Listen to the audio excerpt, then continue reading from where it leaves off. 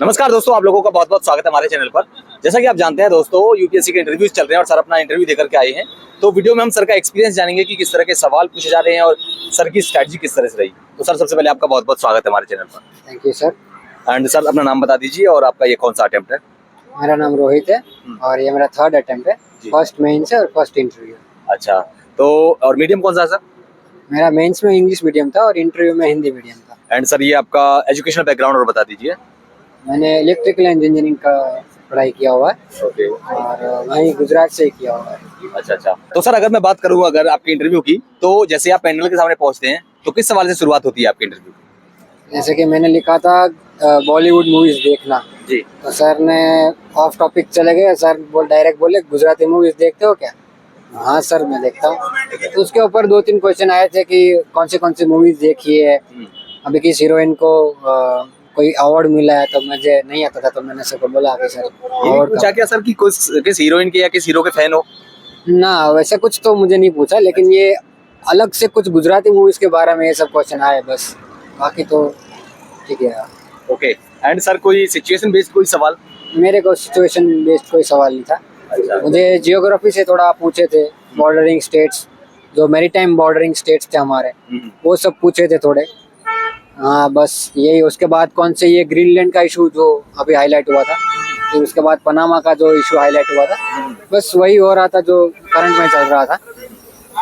हाँ बस। अभी इंडिया में कुंभ बहुत ज्यादा चर्चा में है, तो क्या यहाँ से कोई सवाल पूछा गया? कोई सवाल नहीं। मुझे ऐसा लगा कि इंटरव्यू कब खत्म हो गया पता ही नहीं चला, क्योंकि अच्छा। सब वो क्या खा के आए थे पता नहीं।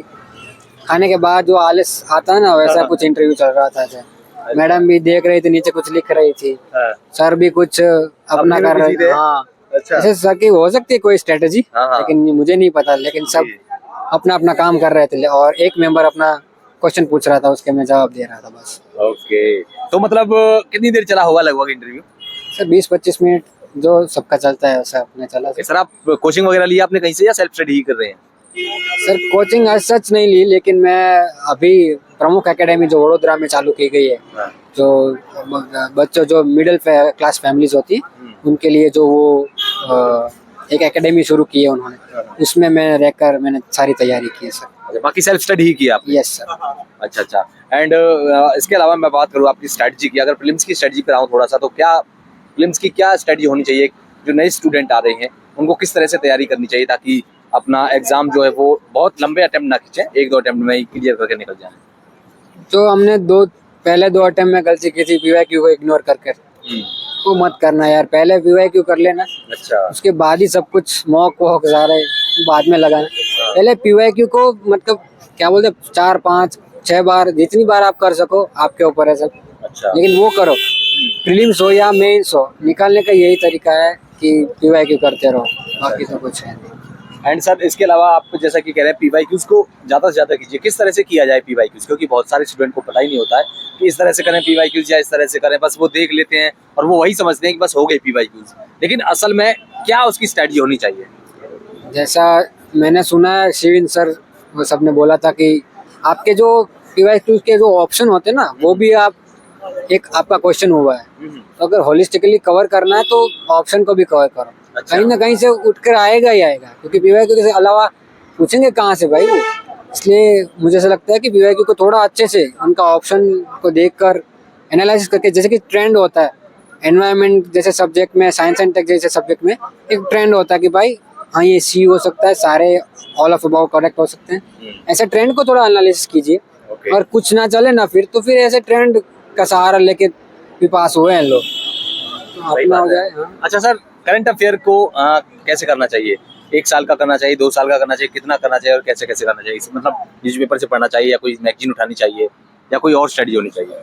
सर विजन आईएएस की पीटी 365 करनी चाहिए, बाकी तो कुछ नहीं करना चाहिए। मैं न्यूज़पेपर पढ़ता था रोज, और ये आखिर में पीटी के टाइम पर ये पीटी 365 कर ली। आपको जो भी अच्छी लगे वो भी कर सकते हो आप, क्योंकि करंट अफेयर्स इतना वेग है कि भाई वो किया नहीं जा सकता है सारा। तो जितना आप कर रहे हो उसको अच्छे से करो, रिवाइज करो, बाकी हो जाएगा। किस पर ज्यादा फोकस करना चाहिए, करंट अफेयर पर या स्टैटिक पर?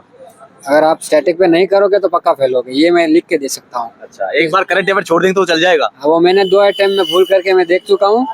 और तीसरे अटेम्प्ट में वही थोड़ा किया था कि बार बार रिवाइज किया स्टैटिक बुक, और करंट को थोड़ा मैंने इग्नोर ही कर दिया था, ऐसा लगा था मुझे। फिर भी गरबा जैसे क्वेश्चन आए थे हमारे वहाँ पर, सबको पता होता है ये गरबा क्या है, क्यों दिया गया है यूनेस्को, लेकिन स्टैटिक सबको पता नहीं होता। तो अगर एज लानी हो हमारी प्रिपरेशन में तो पीवाईक्यू ही करना चाहिए। सी सेट, चूंकि आप तो इंजीनियरिंग की हुई है, आपको तो मुझे लगता है कोई दिक्कत नहीं हुई होगी, लेकिन क्या फिर भी क्या स्ट्रेटजी अपनानी चाहिए सी सेट के लिए? सर मेरा 2000 जो अगले वाला जो अटेम्प्ट था वो सी सेट की 23 वजह वाला? से, हाँ वही सी सेट की वजह से ही रहा था सर। अच्छा, मतलब इंजीनियरिंग वाले भी मात खा गए क्या इतना पहले? वैसे भी 23 वाला सबसे हार्ड था, अब तक सबसे टफ पेपर था सी सेट का। सर आईआईटी वाले खा रहे हैं तो हम तो हाँ। फिर नॉर्मल कॉलेज के बच्चे हैं। करेक्ट बात। वो तो किसी भ्रम में तो रहना ही नहीं है कि आईआईटी वाले नहीं कर पाए। अपना एक अलग से स्ट्रेटेजी बनाओ, उस पे चलो। सब अलग अलग बोलते रहेंगे, मैं जैसे कि आप मेरी स्ट्रेटेजी बता रहा हूँ, तो आप ऐसा नहीं है कि आप मेरी फॉलो करो, आपको जो अच्छा लगे वो फॉलो करो। ये ऑप्शनल क्या है सर आपका? मेरा जियोग्राफी ऑप्शनल है। ज्योग्राफी के लिए क्या तैयारी, जीएस जैसी ही तैयारी होनी चाहिए या फिर कुछ अलग से आप कुछ अलग किया उसमें, मतलब ऑप्शनल में? सर जैसे कि जीएस से थोड़ा हट के उसमें केस स्टडी ज़्यादा होती है, कुछ उसमें थोड़ा डीप नॉलेज लेना होता है। बाकी जो सबकी नोट्स तो अवेलेबल ही होती है सर। किसी अच्छे टीचर से गाइडेंस मिले, उसकी क्लासेस ले ही जाए तो हो जाएगा सर। एनसीईआरटीज वगैरह करनी चाहिए या छोड़ देनी चाहिए?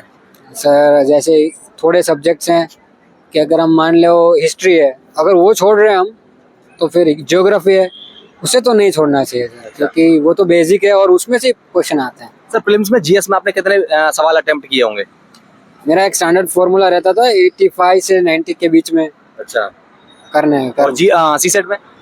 सर उसमें जितने हो जाए उतने पहले पास हो जाए ना, उसके बाद बोले अपन को ज्यादा आते तो हम और करेंगे। वैसे भी क्योंकि प्रीलिम्स में क्या है कि कट ऑफ क्लियर करने के लिए एक बेसिकली, मतलब मैं ऐसे ही पूछ रहा हूँ कि जैसे कि मान लीजिए कम से कम कितने सवाल अटेम्प्ट करने ही चाहिए कैंडिडेट जो फ्रेशर पहली बार में बैठ रहा है अटेम्प्ट में?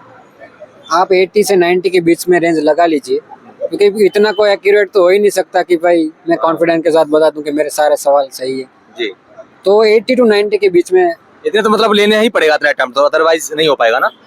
अच्छा, और मेंस की आंसर राइटिंग के लिए क्या होना चाहिए? सर रोज मैं लिखा था सर 2-2 आंसर, और उसके बाद जो 3 महीने का जो टाइम होता है प्रीलिम्स और मेंस के बीच में, उसमें 8-8 9-9 क्वेश्चन रोज लिखे थे सर। अच्छा। लिखना ही प्रैक्टिस से मैं मानता हूँ कि होगा ये, बाकी तो कॉन्फिडेंस नहीं आएगा फिर अगर आप लिख नहीं रहे हो तो। आपको आता सब कुछ है लेकिन फिर लिख नहीं पाओगे तो उसका क्या फायदा सर। डायग्राम वगैरह सर वो मैं जियोग्राफी का ऑप्शनल मेरा था, तो मेरे को डायग्राम बना लेता था मैं कहीं ना कहीं टॉपर्स के आंसर शीट देखकर। ऐसे के लिए क्या करना चाहिए, कितना मतलब किस तरह की अप्रोच होनी चाहिए? सर ऐसे के लिए कुछ अलग से तो मैंने नहीं किया था, लेकिन एड सारथी का जो कोर्स था वो उसमें मैंने एनरोल किया था उनका ऐसे का, तो वो थोड़ी हेल्प ली, लेकिन वो आखिर में जो मैंने किया वो मेरा अपना ही था। कोई सोशली पॉलिटिकल इकोनॉमिक कोई डायमेंशन नहीं किए थे, अपने जो आपको मेरे को अंदर से लगा कि ये होना चाहिए एसएसए में। कुछ अपनी स्टोरी डाली, कुछ ऐसे मतलब अपनी स्टोरी मतलब मेरी स्टोरी नहीं, मेरे द्वारा बनाई गई कोई स्टोरी प्रिपेयर कर रखी थी। हाँ, नेपोलियन की स्टोरी मैंने डाल रखी थी, ऐसे स्टोरी मैंने अंदर डाल दी। अच्छा, यस। लास्ट में क्या मैसेज रहेगा स्टूडेंट के लिए जो तैयारी कर रहे हैं? अभी तो मैं भी स्टूडेंट ही हूँ, लेकिन मैं ऐसा कह रहा आप मतलब करते रहिए भाई। अब मैं 2-3 साल 3-4 साल से कर रहा हूँ, आप भी करते रहिए, साथ मिलकर करते हैं, फोड़ेंगे एक बार।